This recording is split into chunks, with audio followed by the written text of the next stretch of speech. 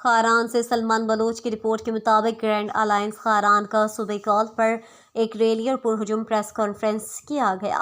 Press conference से खिताब करते हुए ग्रैंड अलायंस खारान के ऑर्गेनाइजर दाद मोहम्मद कमरानी, चेयरमैन अहमद महर, सदर मोहम्मद हुसैन बलोच, जनरल सेक्रेटरी मुजीबुर रहमान मलंगज़ई, मकबूल बलोच, सफ़र खान रास्कोई, इनायतुल्लाह, रुबीना शाह, दोस्त FJ फैजी, करीम जान मुलाज़ई, नजीब हुसैन ज़ई, नुसरत मेंगल और दीगर ने कहा कि मौजूद हुक्मरानों ने मजलूम मुलाजमीन को इस हद तक मजबूर किया है कि आज मुलाजमीन रोडों पर एहतजाज कर रहे हैं।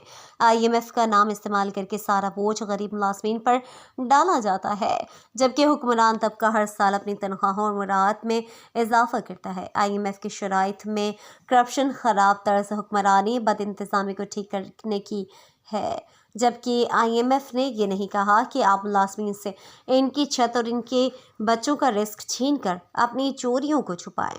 हुक्मरानों की जानिब से कौमी इदारों की नजकारी का फैसला मुलाजमीन के माशी हुकूक पर बराह रास्त हमला है।